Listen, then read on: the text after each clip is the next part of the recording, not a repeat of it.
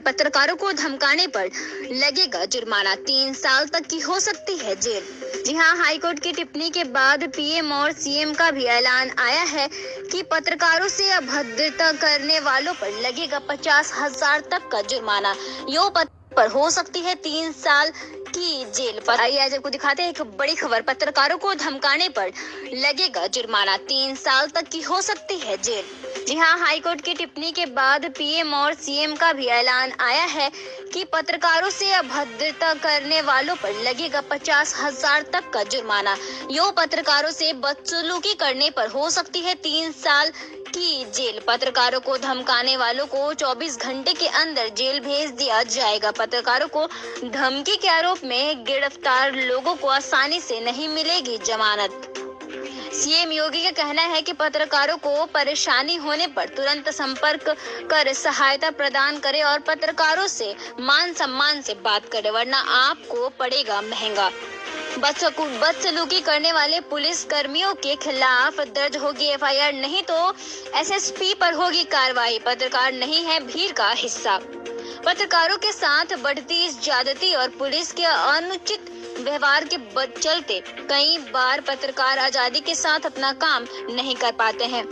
उसी को ध्यान में रखते हुए भारतीय प्रेस काउंसिल के अध्यक्ष मार्कंडे काटजू ने राज्य सरकारों को चेतावनी देते हुए निर्देश भी दिया है कि पुलिस आदि पत्रकारों के साथ बदसलूकी न करे। किसी स्थान पर हिंसा या बवाल होने की स्थिति में पत्रकारों को उनके काम करने में पुलिस व्यवधान नहीं पहुंचा सकती। पुलिस जैसे भीड़ को हटाती है वैसे व्यवहार पत्रकारों के साथ नहीं कर सकती। पुलिस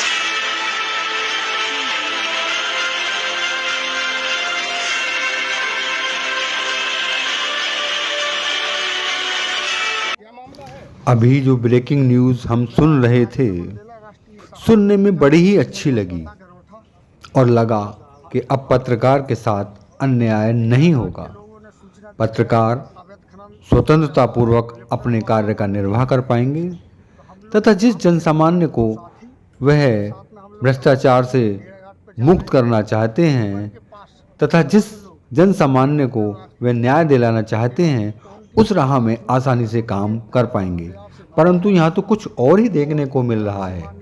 जो पत्रकार अपना सर्वत्र न्यौछावर कर आमजन को हमेशा सहयोग करता है, उसको ही न्याय नहीं मिल पा रहा है। ये कैसा नियम है? ये कैसी खबर थी? उस खबर में सत्यता है या हम जो ये देख रहे हैं इसमें सत्यता है? जब एक पत्रकार स्वयं को ही न्याय नहीं दिला पाएगा तो वह और जन को न्याय दिलाने के लिए वह कॉन्फिडेंस कहां से लाएगा? आमतौर पर यह देखा गया है कि कोई भी पत्रकार के खिलाफ शिकायत करता है तो पुलिस बिल्कुल भी देर नहीं लगाती उसके खिलाफ मुकदमे दर्ज करने में, वह भी गंभीर धाराओं में। जबकि होना यह चाहिए कि पत्रकार जब कई लोगों के खिलाफ खबर चलाता है और जिनका अहित होता है, वो रंजिशन उस पर झूठे मुकदमों का दबाव बनाते हैं। पुलिस को जांच के बाद पत्रकार पर कोई भी कार्रवाई करनी चाहिए, लेकिन होता उल्टा है। पत्रकार के मामले में रिपोर्ट दर्ज नहीं होती, पत्रकार पर रिपोर्ट दर्ज हो जाती है। मैं राजेंद्र बुंदेला, राष्ट्रीय सहारा पत्रकार, तहसील संवाददाता गरोठा।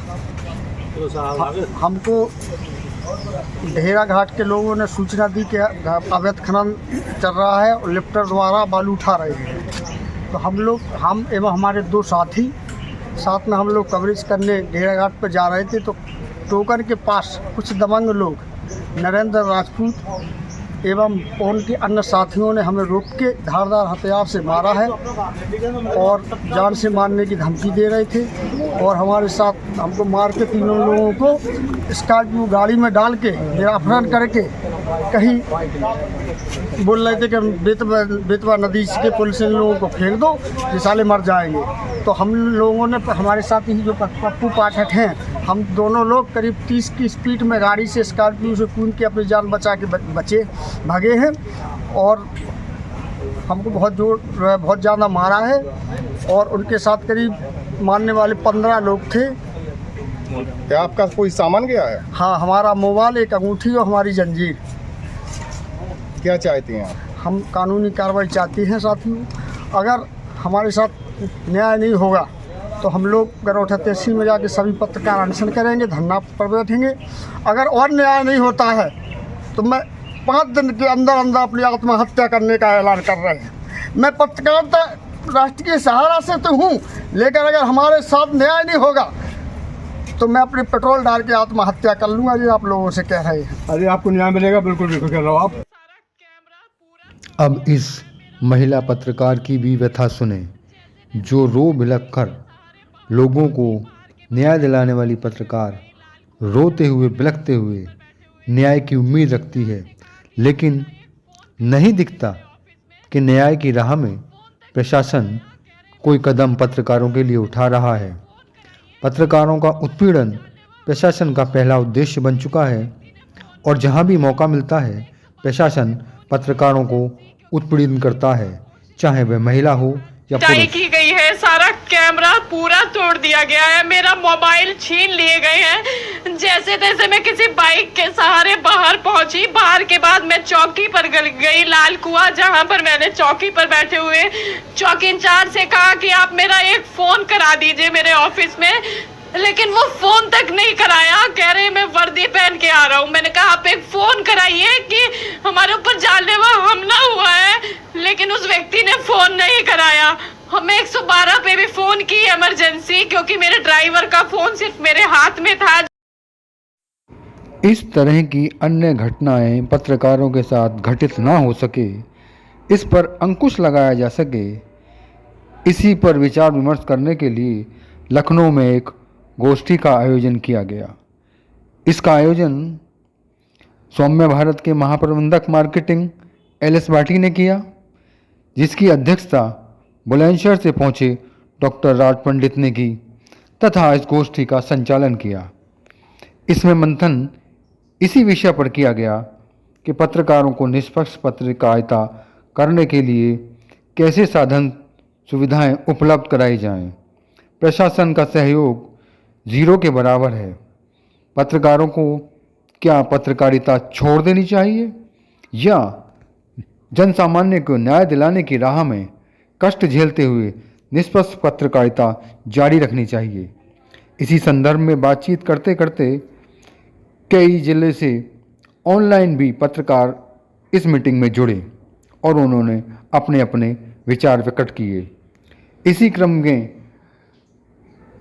सौम्य भारत के महाप्रबंधक LS भाटी ने बुलंदशहर से पहुंचे डॉक्टर राज पंडित को स्मृति स्वरूप प्रतीक चिन्ह सौम्य भारत की प्रति भेंट कर सम्मानित किया। ऑनलाइन अपनी राय देकर गोष्ठी में शामिल होने वाले पत्रकार आगरा से अंशुमान चतुर्वेदी, नोएडा से दीपेश गुप्ता तथा बुलंदशहर से सहारा समय के संवाददाता सौरभ शर्मा। वहीं पर एंटी करप्शन मेल के प्रधान संपादक कुलदीप सक्सेना ने भी ऑनलाइन शामिल होकर अपनी राय प्रकट की। फर्रुखाबाद से दीपांशु मेहता अपनी बेबाक राय रखने के लिए ऑनलाइन जुड़े तथा उसी के साथ गोरखपुर से शामिल हुए मनोज पांडे, जिन्होंने अपनी राय पत्रकारिता के हित में रखी। उत्तराखंड से विपुल अग्रवाल ने अपने वक्तव्य को ऑनलाइन प्रस्तुत किया। इसी तरह देश के विभिन्न हिस्सों से कई पत्रकारों ने जुड़कर अपनी अपनी राय निष्पक्ष पत्रकारिता कैसे हो के बारे में दी। और गोष्ठी के अंत में डॉक्टर राज पंडित, प्रधान संपादक एक धर्म एक संसार हिंदी समाचार पत्र, ने सभी पत्रकारों से आग्रह किया कि छोटा हो या बड़ा हो, कोई भी पत्रकार देश के किसी भी कोने में हो, हमें हर संभव उसकी मदद करनी चाहिए तथा पत्रकारिता का गला नहीं घुटने दिया जाना चाहिए। निष्पक्ष पत्रकारिता बरकरार रहेगी बशर्ते कि हम सब एक होकर चलें। सभी संस्थाएं और सभी पत्रकार पत्रकारिता के हित में एकजुट हों और अपनी ताकत का प्रदर्शन करें।